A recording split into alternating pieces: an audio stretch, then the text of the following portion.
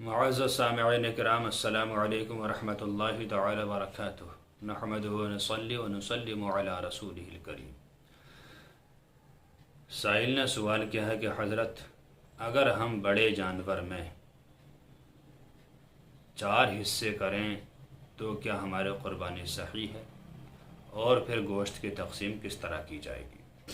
دیکھیے حضرات، بڑے جانور میں یعنی بھینس، کٹرا، بیل، گائے، اونٹ وغیرہ، ان بڑے جانوروں میں 7 حصے ہوتے ہیں۔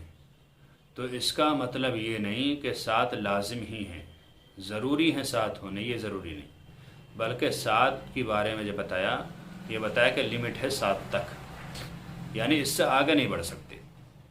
کوئی انسان 8 حصے کرنا چاہے، 9 کرنا چاہے، 10 کرنا چاہے تو نہیں ہو سکتے، 7 تک ہو سکتے ہیں، اور اس سے آگے بڑھے گا تو قربانی نہیں ہوگی، اور اس سے پیچھے ہٹے تو کوئی حرج نہیں۔ ایک آدمی چاہے تو پورا کٹرا ذبح کر دے، بھینس ذبح کر دے، 2 چاہیں 2 کر لیں، 3 چاہیں 3، 4، 5، 6، جتنے چاہیں اتنے کر سکتے ہیں، اس میں کوئی حرج کی بات نہیں، لیکن لمٹ بتا دی گئی، حد ایک، کہ اس سے آگے نہیں بڑھ سکتے۔ لہٰذا اگر کوئی کم کریں، 4 حصے کرے کوئی، تو 4 حصوں میں قربانی ہو جائے گی، اور گوشت بھی 4 حصوں میں ہی تقسیم ہوگا۔ لہذا بالکل آسان مسئلہ ہے۔ اللہ تعالی ہمیں دین متین پر خوب عمل کرنے کی توفیق عطا فرمائے۔ السلام علیکم ورحمۃ اللہ۔